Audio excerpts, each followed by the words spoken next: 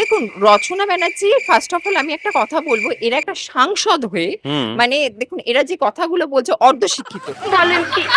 দিদি, আপনি রচনা ব্যানার্জিকে অর্ধশিক্ষিত কেন বলছেন? কারণ ও কোনটা কেজি, কোনটা কিউসেক, কোনটা লিটার এগুলোর এখনো বোধজ্ঞান এখনো আসেনি। তাই নাকি?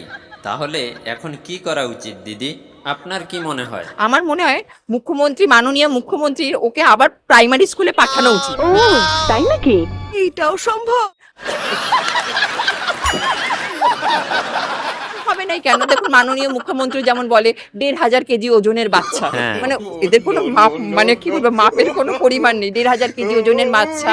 তারপর? তারপর কি হচ্ছে, মহাভারত রচনা করেছে কাজী নজরুল ইসলাম। উনি তো উল্টো পাল্টা যা পারে বলে দেয়, আর তেমনি রচনা ব্যানার্জি শুরু করে। कैसा लगा मेरा मजाक? এইরকম হাসির ভিডিও দেখতে চাইলে আপনারা চ্যানেলটিকে সাবস্ক্রাইব করুন এবং চ্যানেলের শর্ট ভিডিওর সঙ্গে সঙ্গে আপনারা লং ভিডিও দেখতে পারেন। নমস্কার।